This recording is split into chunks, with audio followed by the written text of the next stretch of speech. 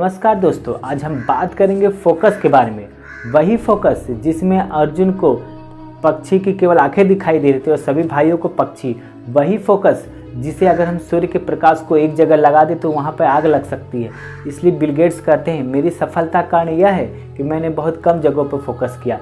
ज़्यादातर हम फोकस तो लगाते हैं लेकिन वह बहुत समय तक टिक नहीं पाता, या तो हम उसे छोड़ देते हैं या तो उसे कहीं और लगा लेते हैं। इसलिए हमें फोकस से उस चीज़ से इमोशनली जुड़ना होगा, या तो अपने पैशन पे फोकस करना होगा। ज़्यादातर हम दूसरे के इंटरेस्ट के अनुसार अपना लक्ष्य तय करते हैं, इसलिए वो ज़्यादा समय तक टिक नहीं पाता। इसलिए स्वामी विवेकानंद कहते हैं फोकस के ऊपर एक विचार लो, उसे अपना जीवन बना लो, उसके बारे में सोचो, उसके सपने देखो, उस विचार को जियो और अपने मस्तिष्क, मांसपेशियों, नसों और अपने शरीर के हर हिस्से को उसमें डूब जाने दो और सारे विचार किनारे रख दो। यही सफल होने का तरीका है। एक बार स्वामी विवेकानंद पढ़ रहे होते हैं, उनके बगल से एक बैंड बाजा बाराती सारे निकल जाते हैं। उसी समय एक बाराती भूला भटका वहाँ पर पहुँचता और स्वामी विवेकानंद से कहता है कि यहाँ से एक बारात गई। स्वामी विवेकानंद जी कहते हैं नहीं, मैं तो पढ़ने में इतना लीन था कि मुझे कुछ दिखाई नहीं दिया। इसी कहते हैं फोकस, कि स्वामी विवेकानंद लगे रहे, उन्हें अपने फोकस के अलावा कुछ भी दिखाई नहीं दिया।